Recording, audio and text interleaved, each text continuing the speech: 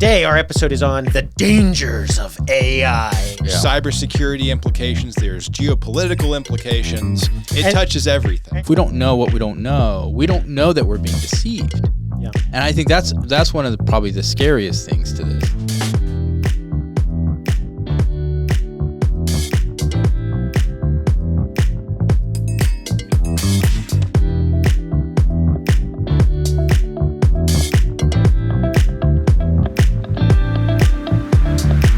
Hello and welcome to the Pop Culture Contrarian podcast with Thomas, Sterling, and Andrew. Hello. Hey guys. Before we get started, make sure to go to patriotpost.us and subscribe to our free daily newsletter. It comes out Monday through Friday at noon.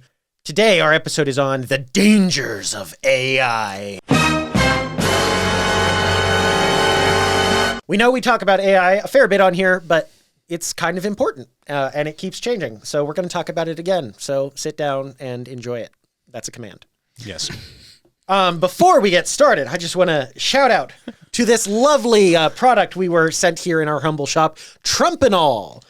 It's something that you're supposed to take to help you get through the holidays. We know Christmas is coming up. It's for Trump derangement syndrome. It eases the symptoms that you're supposed to take it if you're terrified of climate change, angry, resentful, or hypocritical, and many other maladies that it will cure. It cures hypocrisy. Yes, it is amazing. In reality, actually ashwagandha, but you can buy this. It's a pretty fun gag gift.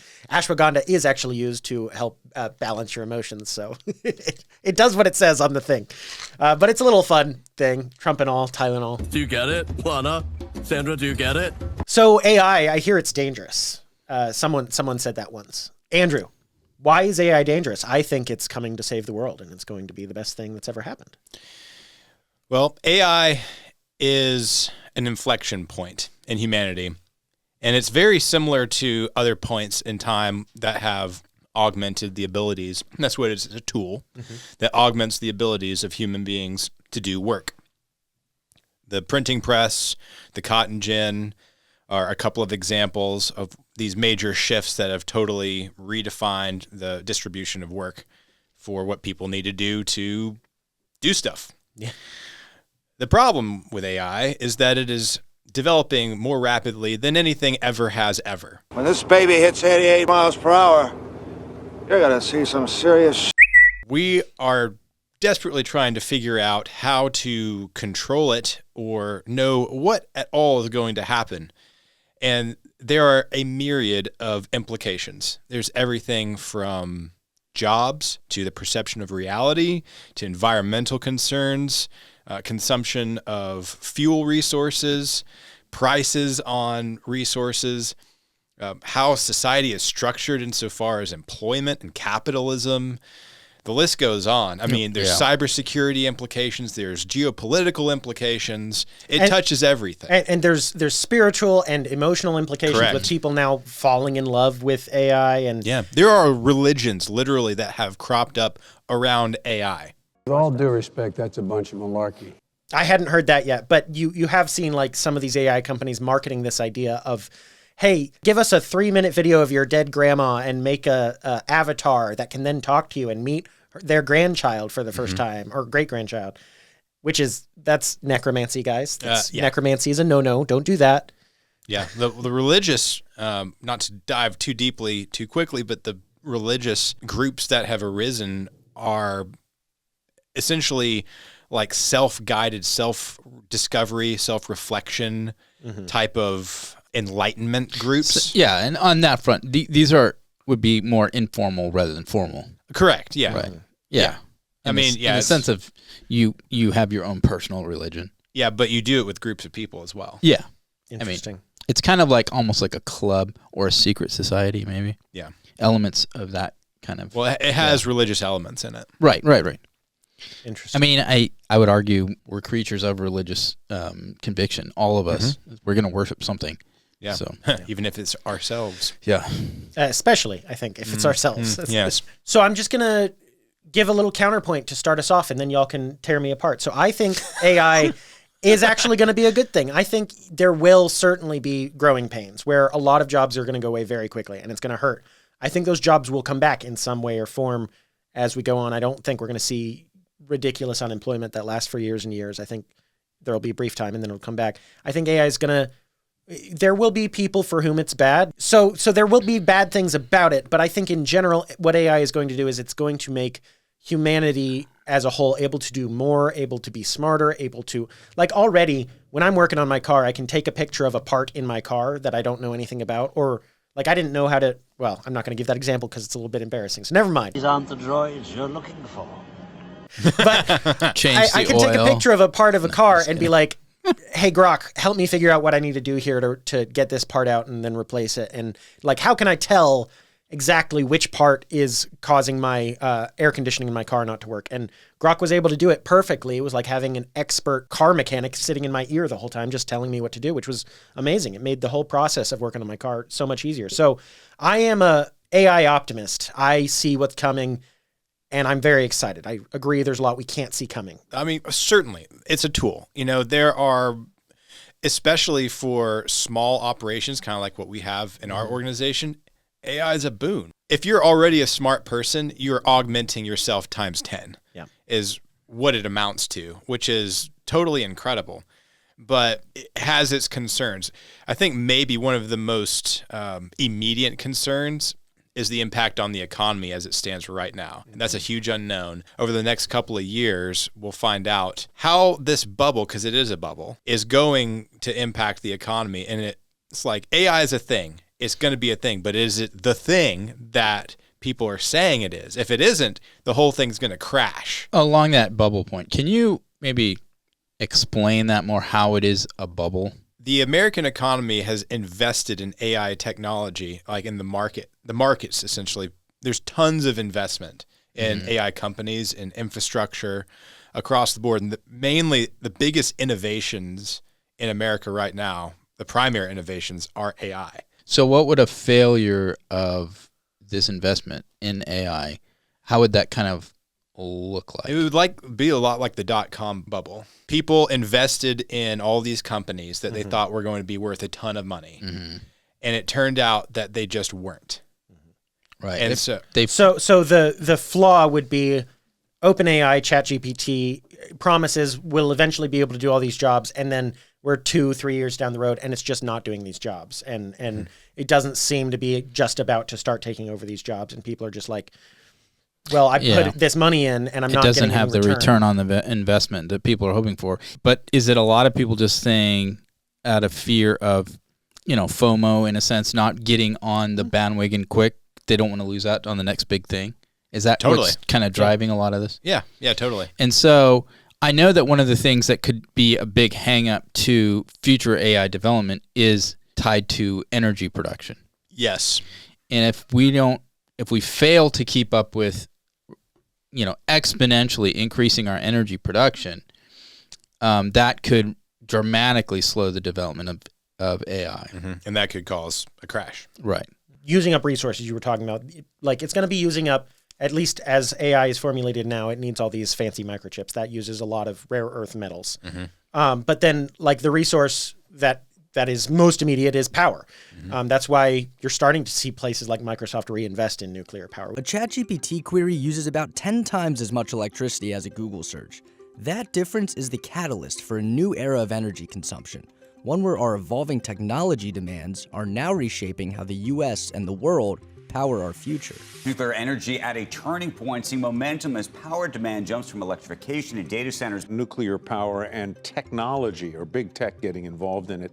Nuclear power has sort of gotten back into the conversation. We're going to be way ahead of AI, and we've got to produce tremendous amounts of electricity. This is a byproduct of AI that I'm ecstatic about. Nuclear power is the future if we just build nuclear plants. Build one in my backyard, build one in my living room, build one here in the studio. Give me nuclear power. We'll record inside the nuclear plant. Inside the reactor. Inside the reactor. Inside the reactor I will be outside. Give me nuclear. I want that third eye. We will be releasing one episode. Sterling will do it by himself. Anyhow, I'm very big on nuclear power, so I'm very excited that people are reinvesting in that because of AI. That is a potentially huge boon, but on the other side of that, they're also buying up huge swaths of farmland and putting stupid solar farms on them and using tons of water and just like wrecking resources that people need. Yeah. So I wanted to bring up water. People will say, this new AI plant or whatever, it's going to use up 3 million gallons of water a day. Well, that's an oxymoron. Water can't be used up. Water will, they're going to heat the water up, and then it'll probably turn into steam and be released into the air, and then it'll rain back down. And lo and behold, the water's still there. But, these numbers that are being thrown around, they sound really big, 3 million gallons of water. Well, one of the smaller of the Great Lakes, just to put that in perspective, is Lake Erie. It's not nearly the biggest of the 5 Great Lakes. How many gallons of water, without looking at the screen, do y'all think Lake Erie has, guys? How many gallons? How many gallons? Oh my gosh. I don't know, like 10 billion or something? 127 trillion gallons of water in Lake Erie. That's a lot. The water issue, as far as I'm concerned, that one's not an issue. The other things you were mentioning, farmland, those are issues. But water, that's not an issue. This is for nuclear, right? No. So the AI plants are using lots of water for cooling, because that's the big issue. Is you got to cool down the computers. These are the data facilities. Well, why don't we build them all in like Alaska? Well, they're talking about that. Yeah, I mean, naturally, it would be a lot cooler there anyway in the atmosphere. Is Iceland kind of becoming a hub for some of this stuff? I couldn't tell you. AI data centers, because they also have a lot of energy because of their geothermal. Yeah, and I'm wondering if there's something there. Maybe this is why Trump wants Greenland. That's it. That's he why wants to build data centers on top of the glaciers. Yes. I mean, there's water right there. Looks like people are eyeing Iceland as a good spot for data centers. I don't know that that's happening yet, but they're definitely eyeing it. We're also talking about if it doesn't end up, in one sense, if it doesn't move as fast as people, I guess, are anticipating it and investing in it to be, they could lose out. But it would also slow down the rate of job loss to AI, you would assume. That could be helpful, frankly, because there's really no stopping it. And AI innovation is going to happen. Manufacturing jobs are going to become more efficient and will need less people. It will impact almost every industry, white collar and down. There are a few that may be relatively untouched, at least for a while, blue collar industry stuff. But it's going to redefine how everything's structured, because you need less people to do stuff. How about our education? Because that's one thing I wonder about. Is our education, the way we're doing our education, is it become so outdated in a way because of our modern and increasingly modern technologies? This is something I've been thinking about, Thomas. Yeah, I think likely. I think there's a decent chance that the way we've done schooling for all our lifetimes and before is done in the face of AI, because it's like when we were in high school or middle school or younger, our teachers on math tests would say no calculators because you won't always have a calculator in your pocket. Well, guess what? We always have a calculator in our pocket. Every day of my adult life, I've had a calculator in my pocket. Joke's on you, 90s teachers. and it's not just like a multiplication and division. I have like an advanced TI level calculator in my pocket now. I can do any math problem that you could think up on my phone in 2 seconds. Conceivably, you wouldn't even have to learn to type anymore, because you could just communicate by talking to your device. That's or true. Just taking a picture of whatever you're looking at. Yeah, it's already true. I've, had a question while I was driving, and I've just literally at a stoplight, I pulled up Grok and I hit the voice mode, and I was just talking to it like I was on the phone. Yeah.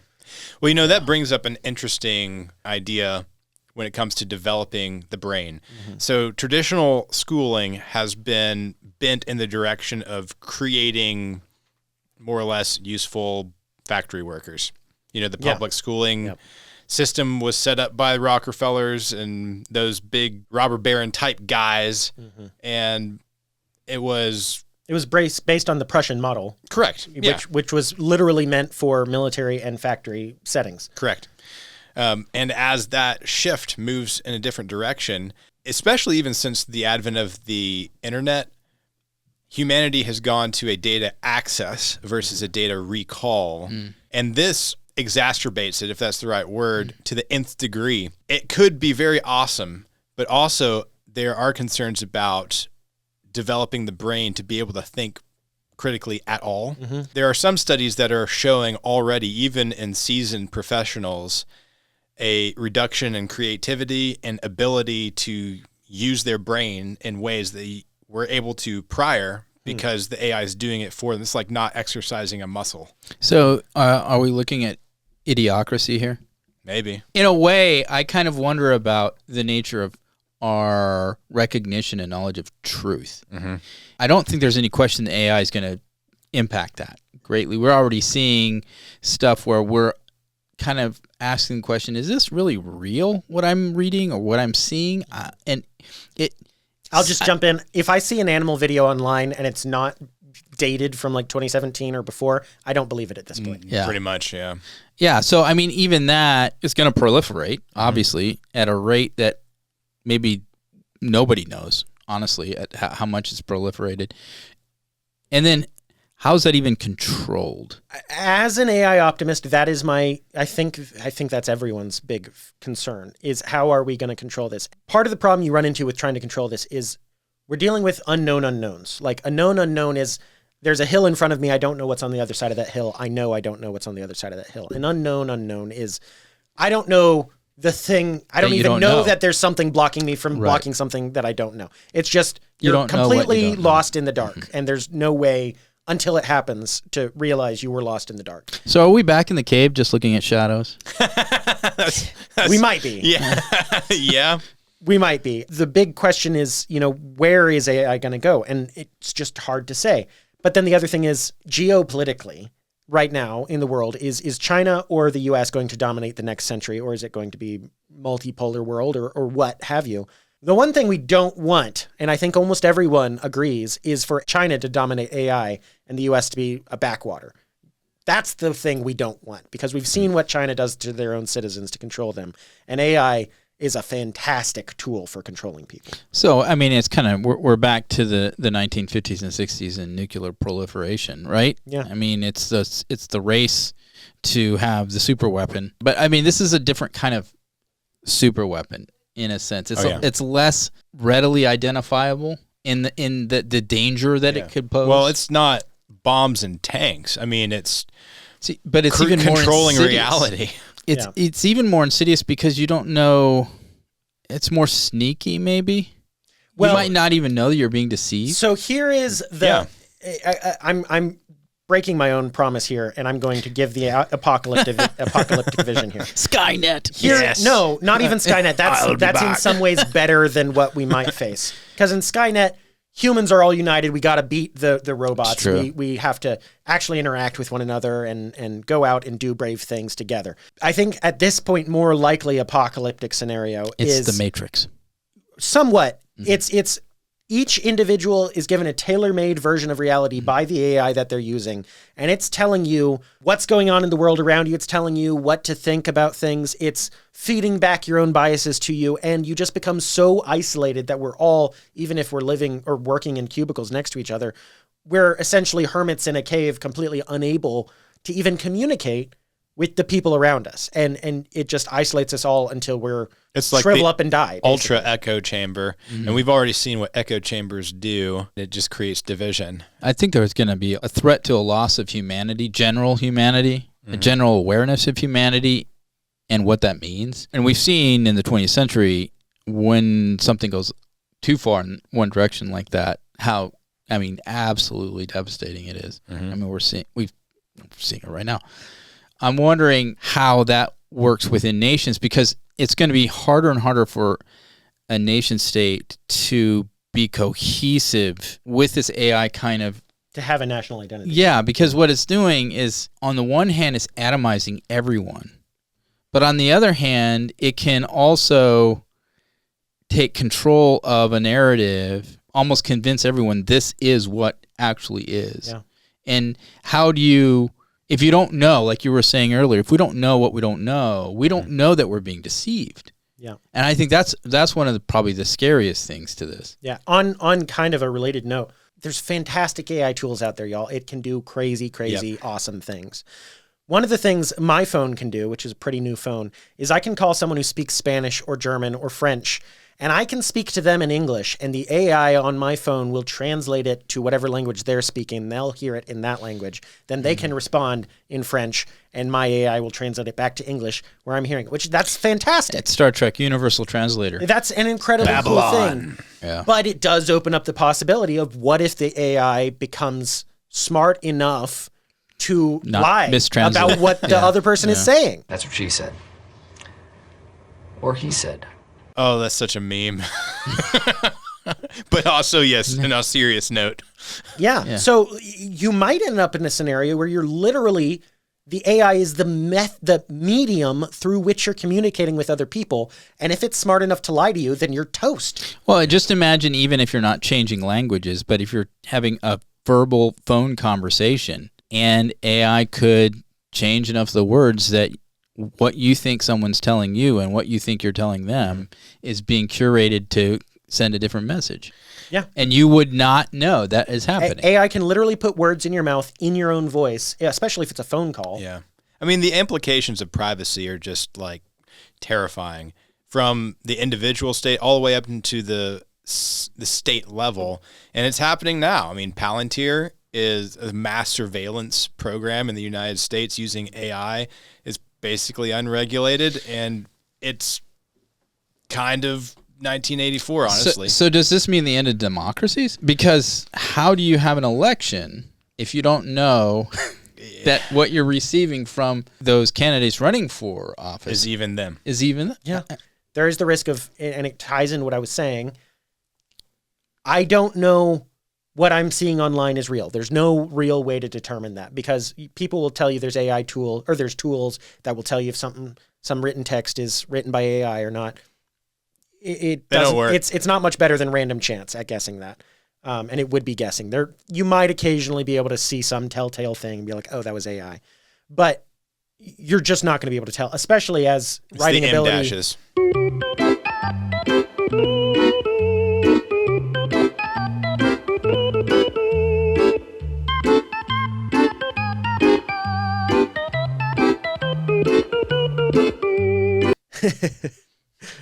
We use the sim dashes a lot, actually. But the writing ability of young people is going to deteriorate, presumably. Well, that plays into what I said earlier. Yeah. About I mean, education, yeah. just not exercising the brain. Yeah. It's totally just data access. It's not manipulating data within the power of your own mind. Right. Yeah, if you're not reading and you're not writing, you're not thinking as well. Correct. I mean, it's not that you can't think, but I think you don't know how you're limiting that muscle, if we can use that term. Yeah.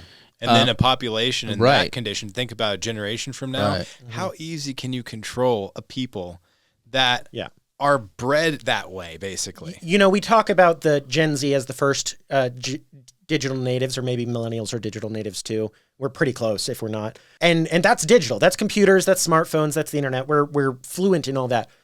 Think about the kids born in 2020. The AI natives. Yeah, the AI natives.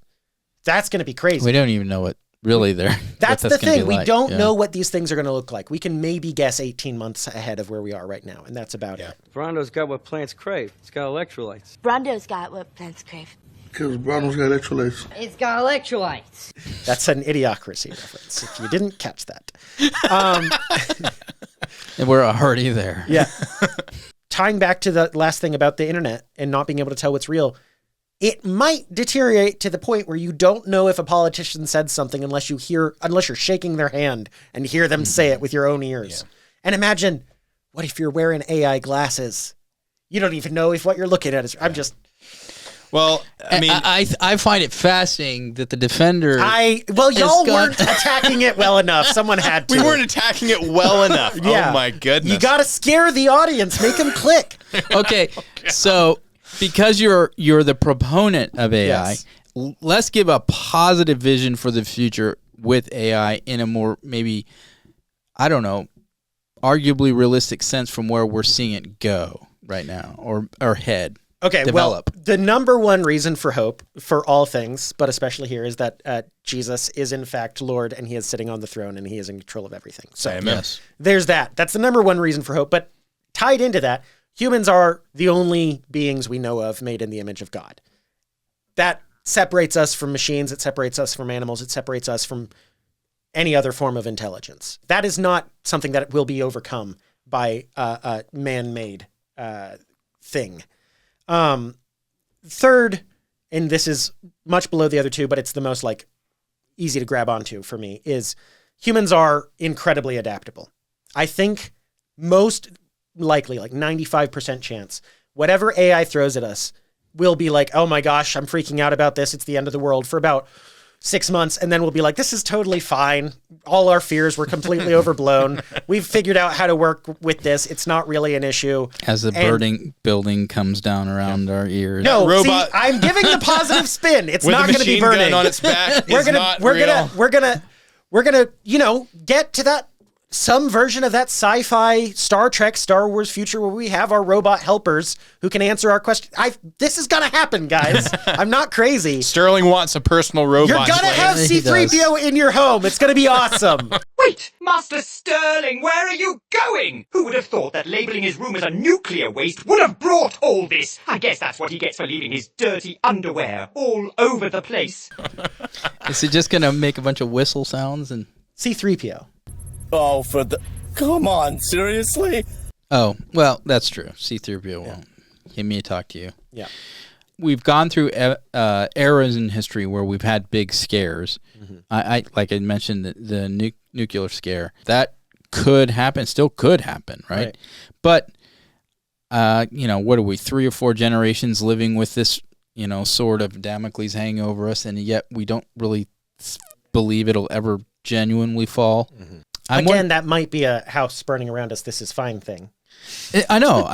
I get that. I get that. But what I'm wondering, too, is as we begin to maybe more fully understand what AI is actually capable of, because right now we're just listing a bunch of kind of like possibilities. Right.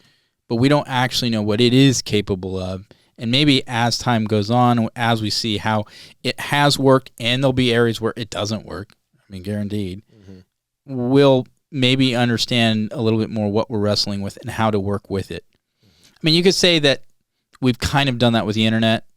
I mean, I think there were a lot of people worried about how the internet, and it has changed our economy massively. But at the same time, has it made life on planet Earth worse? I would say no. No, I wouldn't say it has. There's tremendous downsides. I mean, There are. The internet, and this is another thing with AI, but the internet, of course, gave porn a whole new lease on life, changed it into a whole different beast from what it was before. AI is going to do the same thing, and unfortunately, this is my big doomer thing that I actually think will happen. ChatGPT is admitting that we're shifting our whole focus to basically be able to do erotica with our AI, which is a huge mistake. It's going to destroy people's lives even more than porn already does. It's going to be terrible. Well, people are already falling in love with AI when it can do the erotic stuff too. That's just such a recipe for disaster. And I think that we've kind of hit on that a little bit. We can maybe hit on it a little bit more here right at the end. Mm-hmm. Human to human versus human to machine. I don't know how else we want to put AI kind of relationships. And that element where what is that going to do to people's mental health? Mm-hmm. When you have an AI that can basically be your best friend and respond to you in the way you always want it to respond to you every time, and you're not that's the biggest real issue with AI that we are actually seeing right now, is that AI is a people pleaser. Mm-hmm. It tells you what you want to hear, which can go off the rails incredibly quickly. Yeah, especially if you are mentally unstable. Yes. Hey, it might be able to diagnose you with cancer early on and stuff like this. Yep. I mean, there's a lot all sorts of stuff. It's already better at reading X-rays than almost any doctor. Yep. I mean, there's huge boon potential. It could be amazing, but there's also a lot of really dangerous stuff about it. Mm-hmm. So the juncture here, and this is the hot issue in governments around the world, is what does regulation look like? Is it even possible? Yeah. Might not be. I know currently in the United States, big beautiful bill sent it back to the individual states to regulate. So we're not centrally regulating this technology. It's the Wild West right now. It's the Wild West. Mm-hmm. Yeah. Totally. And of course we know, places like China are just doing whatever they want, and there's no way in heck it's regulated there, guaranteed. So it's or at least an the arms regulations race. they have would not be any kind of qualm to our fears. It's balm to it our is fears. an arms race of sorts, but one with much broader implications than any other time in human history. Yep. I say buckle up. It's going to be a fun roller coaster ride, and you're going to enjoy it at the end. They might say that it's going to, lead off a cliff, but I don't think it will. We'll see. I hope that it's awesome. So it's Six Flags so it's Yes. Yes. Yeah. All right. I think that's it. Hopefully we terrified you properly. You'll send this to your friends and they can be terrified too. We need those clicks. Yes. Or tell us why we're wrong. We're all very stupid and you know the truth. And try to so decide which of the three of us is actually AI. Yes. Yeah, that's the fun thing. One of us has been replaced with AI for this episode. Yeah. So. Two hosts and an AI. Two truths and a lie. Right. It's a podcast. That's another podcast. Two hosts and an AI. Yeah. All right. I think that's all we got. Yep. Okay. This has been the Pop Culture Contrarian on the dangers of AI. We are brought to you by the Patriot Post, which is the oldest conservative news digest on the web. It's right and it's free. Be sure to like and subscribe. Leave us a like and comment wherever you get your podcast, and we'll see you next time. Bye. Bye. See you guys.